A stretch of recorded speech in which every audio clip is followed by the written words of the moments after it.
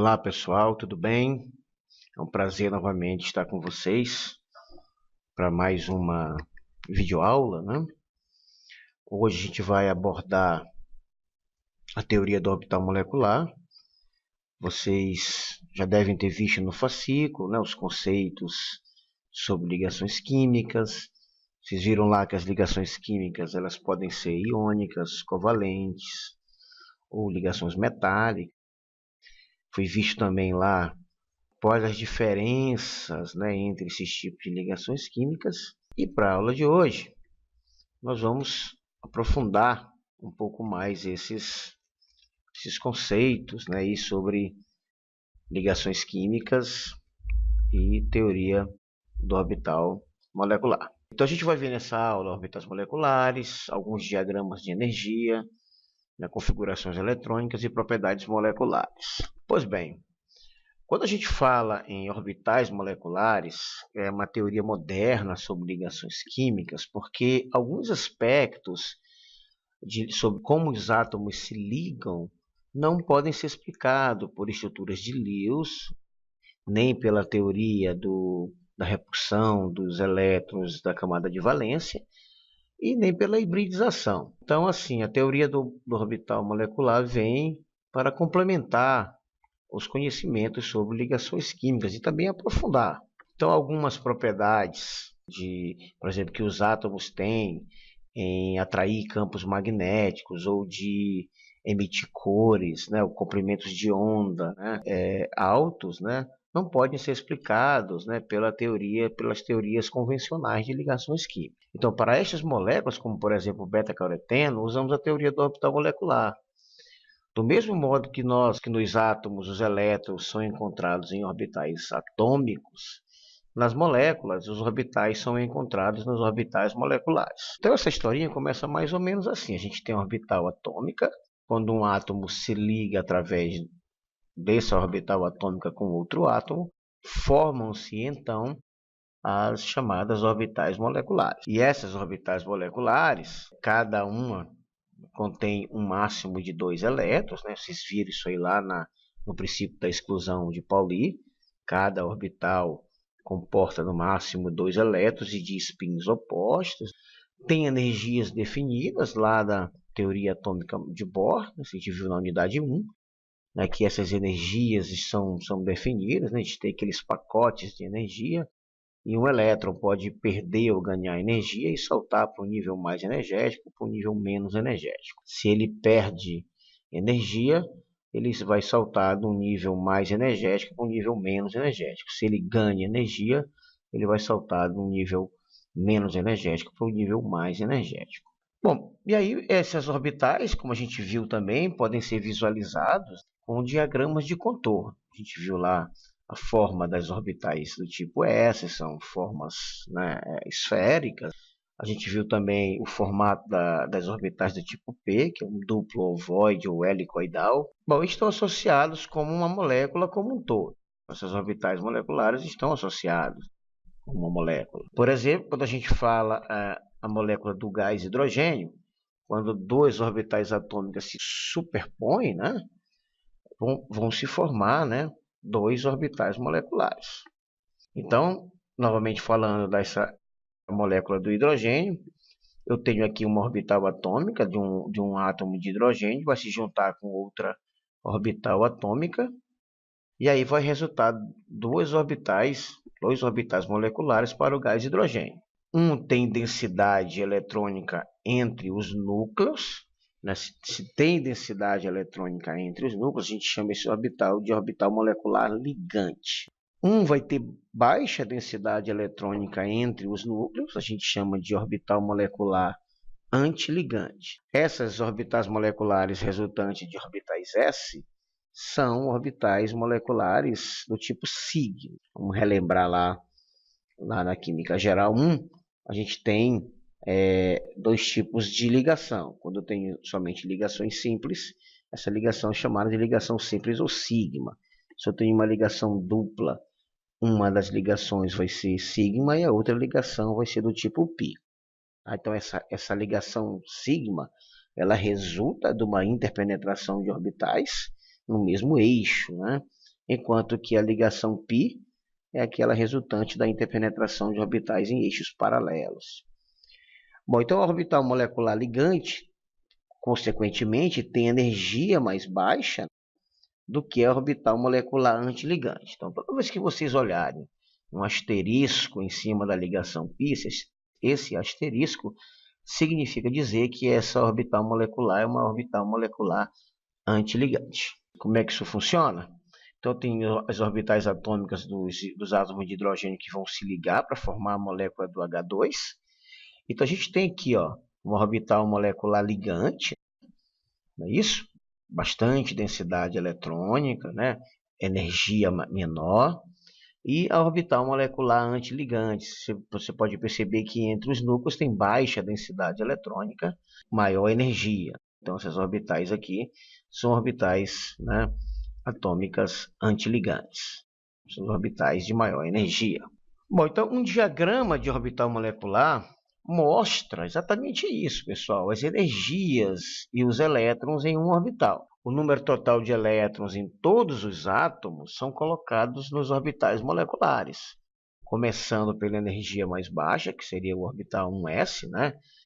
Aqui vai valer aquela regra, as orbitais 1s, o diagrama de energia de Linus Pauling, né, que faz aquela distribuição eletrônica em ordem crescente de energia, vai valer aqui, quando a gente for montar um diagrama de energia, não é isso?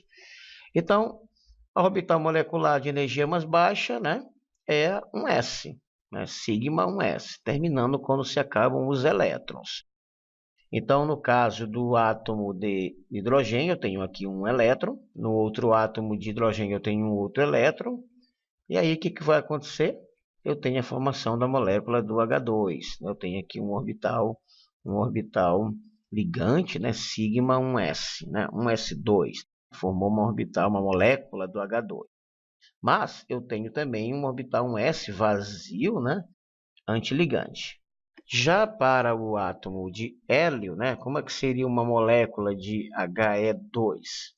Eu tenho um átomo de hélio com 2 elétrons, um outro átomo de hélio também com 2 elétrons. Bom, quando eles vão se juntar, lá pelo princípio da exclusão de Pauli, a gente sabe que um orbital comporta no máximo 2 elétrons e de spins opostos.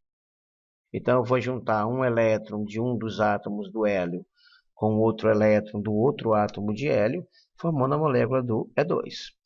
Como sobraram 2 elétrons, eu vou ter também um orbital, um S estrela, sigma 1s estrela, um orbital antiligante. Então, na molécula do hélio, essa orbital antiligante ela não está vazia, né, como no caso da molécula do hidrogênio. Então, diagrama de energia para a molécula do gás hidrogênio e diagrama de energia na molécula do He2. Bom, observe que os elétrons nas orbitais moleculares têm spins contrários, né? Eu já havia falado isso anteriormente.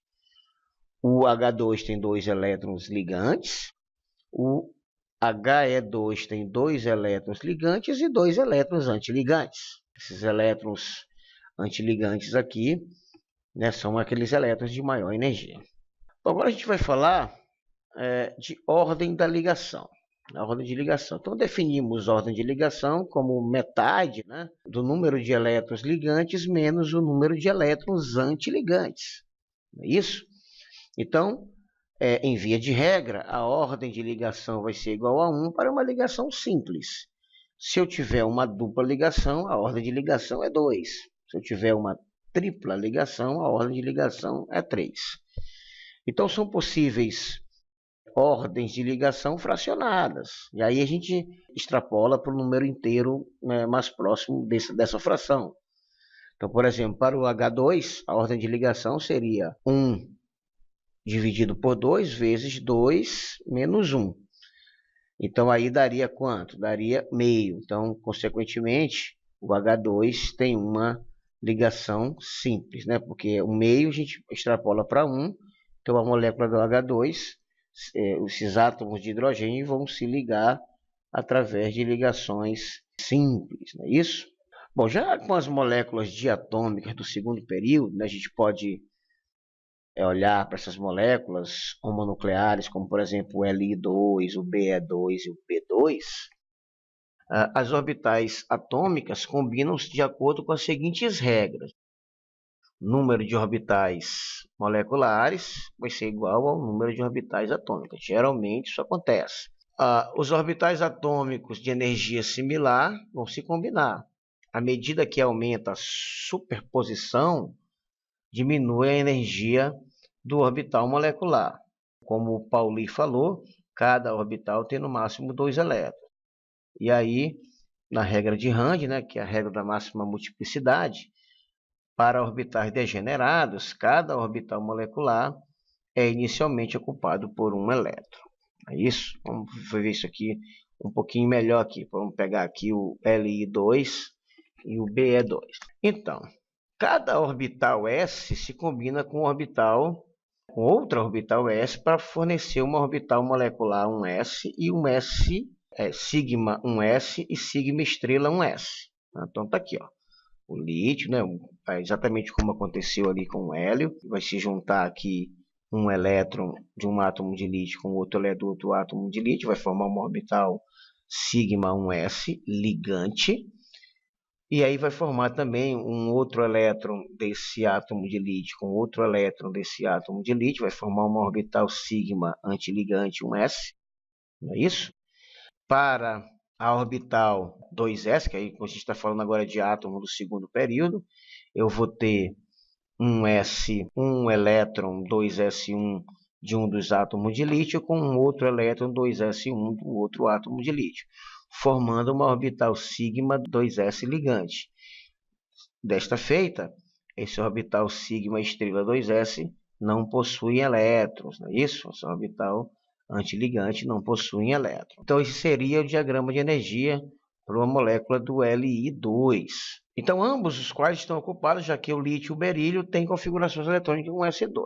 Beleza. Cada orbital 2s se liga a outro orbital 2s para fornecer um orbital 2 sigma 2s e outro orbital sigma estrela 2s. As energias dos dois orbitais, 1s e 2s, são suficientemente diferentes para que não haja misturas cruzadas nos orbitais. Não temos um S mais 2S. Então, como a energia tende a aumentar, dificilmente vai haver sobreposição, né, desse diagrama de energia. É isso que eu quero falar aqui nesse parágrafo. Então, existe um total de 6 elétrons no Li2, né, 2 elétrons, 1s sigma 1s, 2 elétrons sigma estrela 1s, 2 elétrons sigma 2s e eu não tenho nenhum elétron no sigma estrela 2s. Bom, uma vez que as orbitais atômicas 1s estão completamente preenchidos, né? 1s, sigma 1s, sigma estrela 1s, geralmente ignoramos os elétrons mais internos, né, nos diagramas de orbital molecular. Então, quando eu for fazer um diagrama para esses átomos que estão no segundo período, a gente já faz o diagrama destacando, na verdade, o segundo período, né, o segundo nível de energia, já que aqui não vai mudar. Existe um total de 8 elétrons para o Be2, fazendo aquela mesma analogia, né, como a gente fez para o lítio. Eu tenho 2 elétrons na orbital sigma 1s, 2 elétrons na orbital sigma estrela 1s, aí sim, 2 elétrons sigma 2s ligante e 2 elétrons na orbital sigma antiligante 2s. Vamos dar uma olhadinha aqui no segundo período, né? A gente vai ter aqui esses elétrons agora no segundo período, uma vez que a ordem da ligação é 0, né, vai dar 0 se a gente for calcular lá naquela fórmula que eu coloquei inicialmente. Então, não tem como existir a molécula Be2. Então, por exemplo, a teoria do orbital molecular vem explicar, né, vem justificar que não existe, né, uma molécula Be2. Certo? Então, já é um avanço lá pela teoria de Lewis ou teoria da hibridização, essa molécula poderia existir, mas a teoria do orbital molecular vai me dizer que, hipoteticamente, essa molécula não existe. Tá certo? Orbitais moleculares a partir de orbitais atômicos 2p. Existem duas formas nas quais, agora a gente está indo mais para frente, ainda no segundo período, né? Mas agora a gente está analisando as orbitais do tipo p. Existem duas formas nas quais dois orbitais se sobrepõem: frontalmente, né, de forma que o orbital molecular resultante tem a densidade eletrônica no eixo entre os núcleos, aí vai resultar a ligação do tipo sigma, e lateralmente, ou paralelamente, como eu falei no início da aula, de forma que a orbital molecular resultante tem a densidade eletrônica acima e abaixo do eixo entre os núcleos, né? Daí essa ligação, esse orbital agora é do tipo π, né? Então, quando eu tenho orbitais do tipo P, eu posso ter ligações sigma, né? Ligações do tipo sigma e ligações do tipo π. Os 6 orbitais P, dois conjuntos de 3, devem originar 6 orbitais moleculares. Eu tenho orbital molecular do tipo sigma ligante, sigma antiligante. Eu vou ter π ligante e π estrela, né, que é antiligante, e mais outra orbital do tipo π e π estrela, que é um orbital π do tipo antiligante. Que é a possibilidade, maior probabilidade, eu posso ter dois conjuntos de 3. Consequentemente, há um máximo de 2 ligações do tipo π que podem vir de orbitais do tipo P. Tá? Então, a teoria do orbital molecular, gente, também explica a hibridização. O carbono tem a capacidade de hibridizar, vocês vão ver isso aí melhor lá também na química orgânica. Então, essa hibridização do carbono pode ser do tipo sp3, sp2 ou sp. Então, quando eu tenho a hibridização do tipo sp, é porque eu tenho duas ligações π envolvidas. Então, a teoria do orbital molecular, ela contempla também a teoria da hibridização. Então, as energias relativas desses 6 orbitais, elas podem mudar, certo? Vamos ver um diagrama aqui, então? Então, eu tenho aqui as orbitais do tipo P, elas podem estar no eixo Y, no eixo X e no eixo Z. Então, eu vou ter, independente do tipo de orbital, está no eixo X, Y e Z, eu vou ter sempre as orbitais do tipo sigma ligante e sigma antiligante. Eu vou ter orbitais do tipo π ligante, que é de menor energia, e o π estrela, ou seja, antiligante. E aí um outro orbital, né? π ligante e π estrela antiligante. Então, se um átomo fizer uma ligação tripla, né, uma vai ser do tipo sigma e duas vão ser do tipo π. Olha que legal. Lá na química orgânica a gente explica isso aí de uma forma um pouquinho diferente, mas aqui na química geral a gente já pode ter um entendimento de, a partir da teoria do orbital molecular, como é que ocorre a hibridização. Tá? Lembrando que sempre a ligação sigma, ela resulta de uma superposição ou de uma interpenetração de orbitais no mesmo eixo, enquanto a ligação π, ela ocorre, né, através da sobreposição lateralmente, né, ou em eixos paralelos, né? Então aqui eu tenho duas orbitais se ligando, né, se superpondo paralelamente, assim como no eixo Y. Então, gente, realmente, né, a gente pode observar que a teoria do orbital molecular é mais abrangente, né, para tratar de ligações químicas. Bom, e aí o que tem a ver essas configurações eletrônicas com as propriedades moleculares? Porque a gente tem moléculas com dois tipos de comportamento magnético. A gente tem o paramagnetismo, né, elétrons desemparelhados na molécula. Esses elétrons podem atrair um campo magnético, né, e a molécula, isso. Pode haver uma atração, a molécula pode atrair um campo magnético. Nós temos também o diamagnetismo, né? Sem elétrons desemparelhados, uma fraca repulsão entre o campo magnético e a molécula. Então, a gente tem moléculas paramagnéticas e diamagnéticas, dependendo se os elétrons estão desemparelhados ou estão emparelhados. O comportamento magnético é detectado determinando se a massa de uma amostra na presença e na ausência de um campo magnético. Olha só, gente, a gente pode, a partir da massa, verificar esse comportamento magnético. Exatamente é o que o slide agora está mostrando. Então, grande aumento na massa indica paramagnetismo. Pequena diminuição na massa indica diamagnetismo, né? Então, a gente pode, pela massa, saber se uma molécula é diamagnética, né, ou paramagnética. Então, está aqui a amostra. Então, eu tenho uma amostra aqui que está vendo uma diminuição na massa, né? Então, essa amostra aqui, essa molécula aqui, ela é diamagnética, enquanto a outra é paramagnética. Experimentalmente, o gás oxigênio é paramagnético.